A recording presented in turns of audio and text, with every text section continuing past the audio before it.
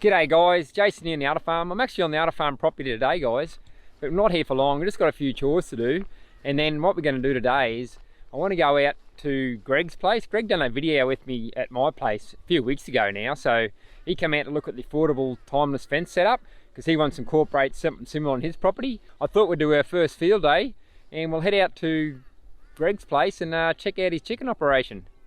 Check out that sheet fog. It's just starting to lift now guys. Beautiful. So the cooler weather's coming in, which is good for the cattle because we had all those floods at the time and there was copious amounts of flies after the floods and it's been stifling hot, so the cows have been suffering. So it's going to be great to get some cool weather, and it's not much good for the pastures. They slow down unless you got some cool season mixed in it amongst it, but it'd be great for the flies and give the cows some relief for at least 3 or 4 months, 5 months before the warmer weather comes back.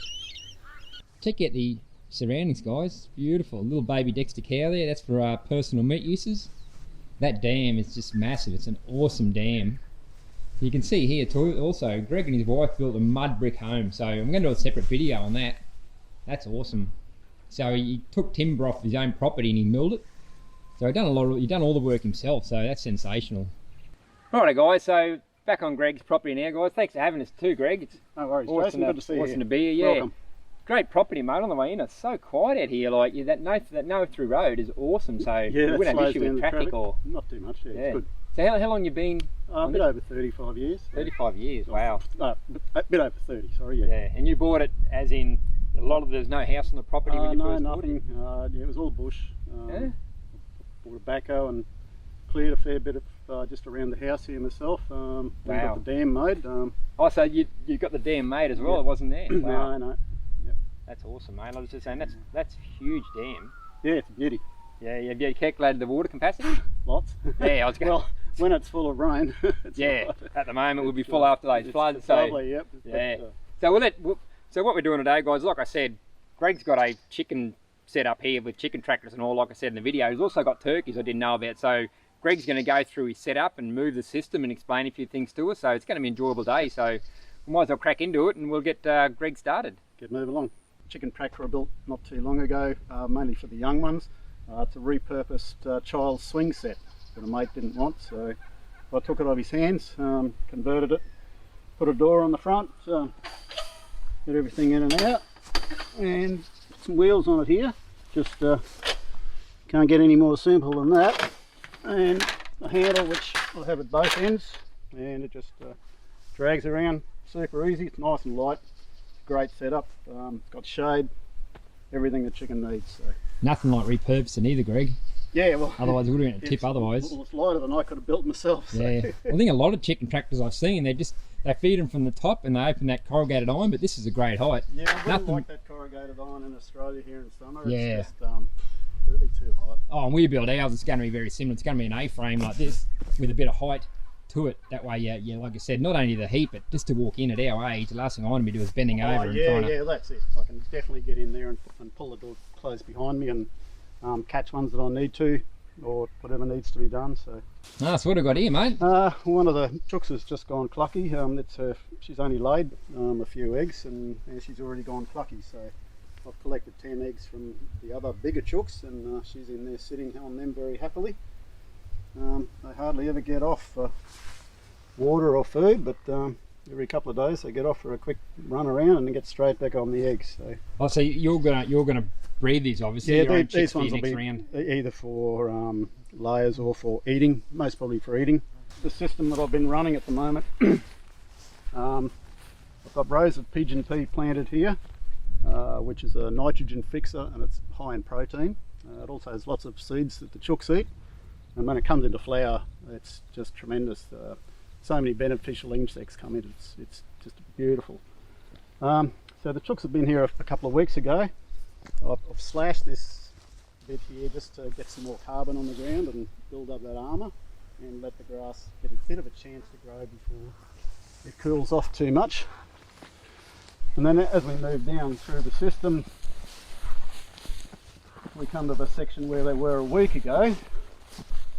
And if you just come past for just a second and show this, what hasn't been full growth there, and that's how Guys, looking at this grass here, it's going to be hard for you guys to look, but it'd be, oh, that'd be a good foot high through there. Yes. Yeah, you can see it on Greg's hair. It's half up to his shins. And you were saying, Greg, that you don't slash before you put the netting in. Not before. Well, there's lots of seeds and seed heads and insects that live in the grass. So they were in this one a week ago, and they've, as you can see, flattened a fair bit of it. I will come through and mow that afterwards, after I move this fence, but they're pretty well flattened like this. And laid it down on the ground, which is where you want it. So I have this electrified poultry netting that works really well. I've seen a few people on YouTube struggle to put this stuff down and set it up. And I'm no expert, but the way I've worked it out for myself seems to work okay without too much drama. So I start off with sort of finding the balance point in my hand so it's easier to hang on to. I'll pull the next one up and move forward a little bit, and then lay that directly there. Same again, pull it up, move a little bit, lay it there, move forward, just keep going like that. See, once you're on a roll,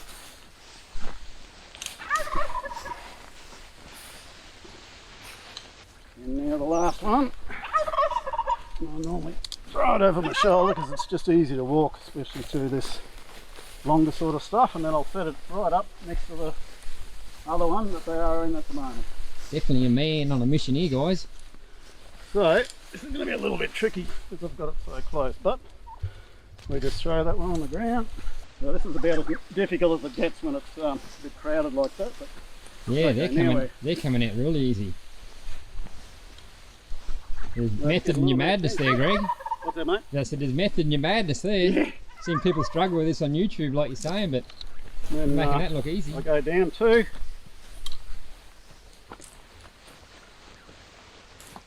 Righto guys, so Greg just laid that out, and I tell you what, that was under 2 minutes.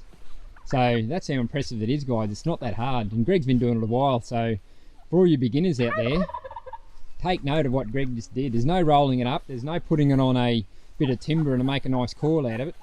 The easiest method was just like pick them up as a whole and just throw them over your shoulder, so you've got the rest of your net behind you, rather than trying to roll it out later.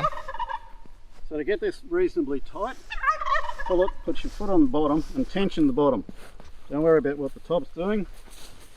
Just keep it as tight as you can along the bottom without being ridiculous. Put your foot there, pull it over. These double prong ones are the only way to go. So you've trialled a couple of different ones before, Greg? Oh no, I haven't, but I know when one breaks off it. It's no fun to try and put in. It only broke off on an old one that I bought. So. Oh, so the double prong is the idea is, okay, that's why, hence why the single prong will work, but then you've got an issue putting it in the ground. The double prong is something you stand on, like an O'Brien step in. I don't normally run an electric energizer on this fence, but we've got some young chooks at the moment. They're getting out underneath. So every few days, I'll bring out this battery powered energizer and whack it on. That only really lasts a day in this very thick grass, but stops the chooks from getting out, so that's all that worries me. We don't have major predators here apart from the goannas and carpet snakes, so it's not mostly to keep predators out, it's to keep the chooks in. So on the corners, nothing fancy here, just a very simple star picket and a bit of car inner tube. Keeps the corners up. Nice. So have you lost any to predators? You're saying you had goannas and snakes? Oh yeah, this season we've had none. We've had probably 60 odd turkey chicks and none of them have made it to plate size yet. They've got eaten off along the way. Wow. But in years past we've had a good supply, but this year just no good. I know with snakes and that, you reckon they'd get in there and get them and they wouldn't get out, would they? Well, so we've had one that got trapped in the fence because he had a big chicken in his tummy and couldn't make it back through the hole here, and he got tangled up so bad. But normally they just come and go, unfortunately, and that's how it is. So. This is a little spot the chooks have dug out. She's just having a dust bath. See all the dust falling off of there now, so they get in and make this little hole, fluff their feathers up, and dust goes everywhere, and it helps keep the mites at bay. So that's a natural method that they use.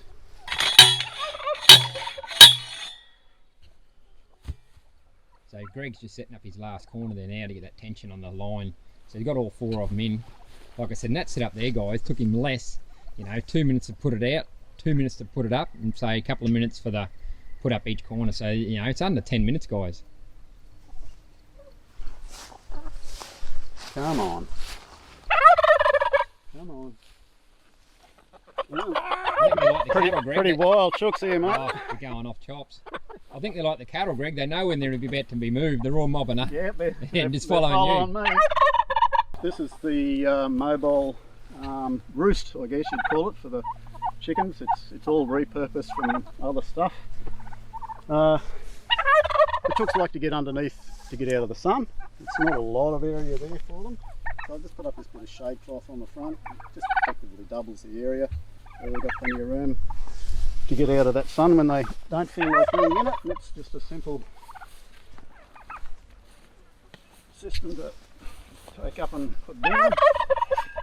So I've got here's an old a ute, the back off a ute, an aluminium tray, and an old diff, a couple of old car wheels.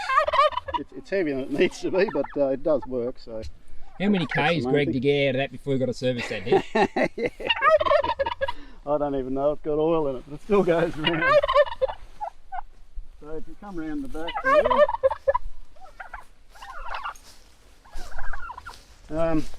so this is where they roost at night time, but at least some of them do. Turkeys in particular like to roost on top, as you can see. But I've got wood shavings in here from my thicknesser. So every morning, it's just a quick method here to collect the manure that they've kindly left on top for me. And then this, when it builds up in there, I'll put all this into my compost heap for my garden. Nice. And I've just shown Jason my compost, and yeah, you wouldn't know it's smelly old chook shit, that's for sure. Yeah, very impressive, guys. I picked it up, you want that earthy smell. I thought, a little bit chooky, but I lifted it up and absolutely no chook smell at all. You wouldn't know it was just manure. Beautiful compost. And obviously I asked him to use it for any fruit trees. He says absolutely not. He said I'm not going to waste it, so he uses it for his veggie garden. That's my veggie garden. It needs it.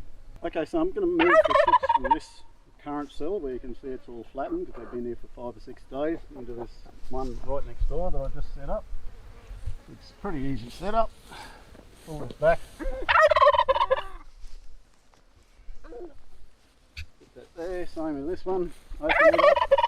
There's a bit of a hole here, but if they get out, it's easy enough to get them back in. They know where they want to be. So I'll spin this around now.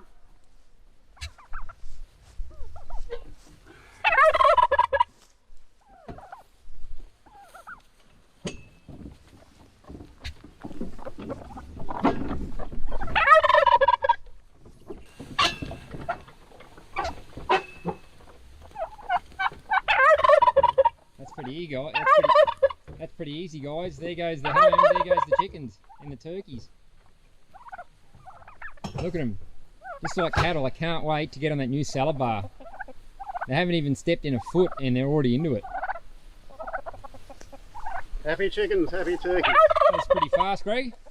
Easy as. Obviously they're well trained. It's not the first time they've done that. No, and yeah, even if they do get out, it's just a matter of opening up one corner and shepherding along the edge, and they'll go back in. So. Check out the height of this, guys. Well, that chook's after a grasshopper there. Oh, you got him, look. There you go, look at that protein. They're fighting over that one. There you go, guys. It's as easy as it is. Now, be a foot high, you're losing chickens in there. There's a chicken there, you can't see it. Compared to that there, which is flattened, adding that carbon back to the ground. And that's only 1 week. 1 week. And all that extra nitrogen and fertility going back into the ground. This is better than any chicken coop where it's just dirt on the ground and you're throwing your veggies over. This is regenerative. This is what it's all about, guys. So Normally on this move day, I won't feed them till say lunchtime. That just encourages them to go out, and well, they don't need encouragement.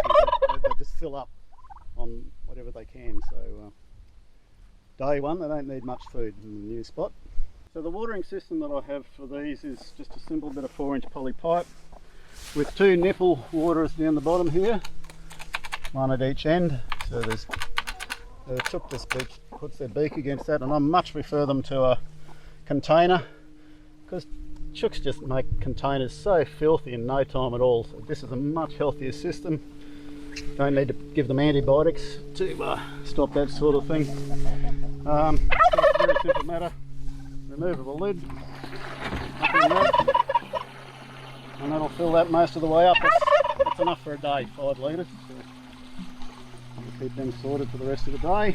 So I don't normally feed them on day one, like when I just move them, but just for demonstration purposes, this is just a mixed feed with all grain, a couple of pellets in there, no sorghum in this one, so I'll just, as you can see, they want to get those sunflower seeds. No, this is a treat, Greg. Like you said, they're not used to it on day one. They think, hang on, better get stuck into this. Especially these chooks. Normally the turkeys will drill the feed bin first, but so these young chooks are over here getting into it before the turkeys come along. But they'll be picking bits out that they particularly want, and then later when they get hungry they'll come back. Have a go first. Like eating the candy first. So you're feeding the same feed for the turkeys and chickens? Yeah, and I don't differentiate. It's too much mucking around, and they get plenty of pasture here that they can eat seed heads and so many insects in the grass, things that they can dig up if they scratch. So they're getting as much nutrient as they can possibly get, I reckon. What about extra calcium for the well, eggs, Greg? I do have what do I think? The crushed eggshell shell grit for that, but I normally only use it if the eggs that they're laying start to become brittle and they crack.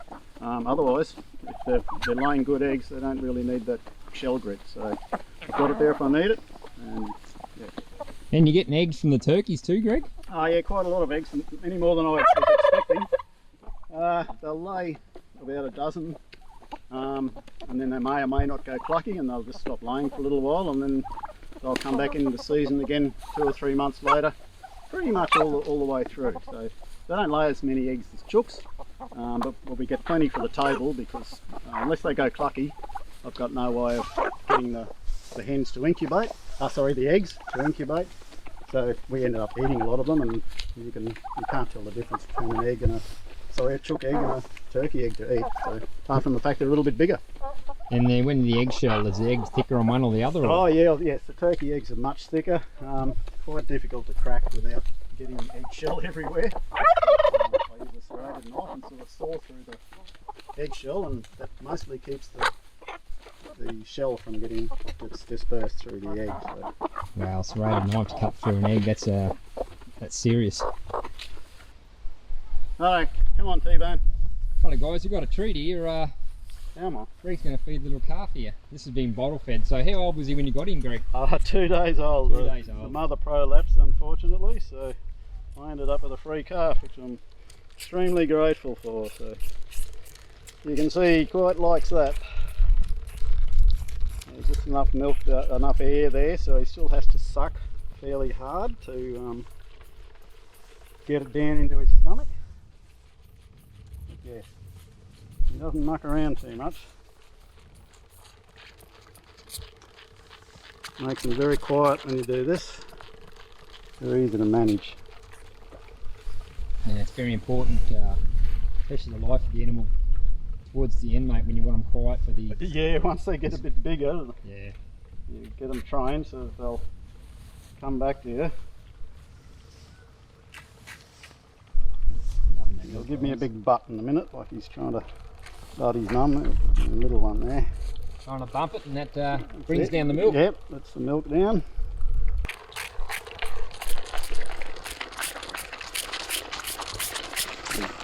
Dog's wagging his tail at the moment. So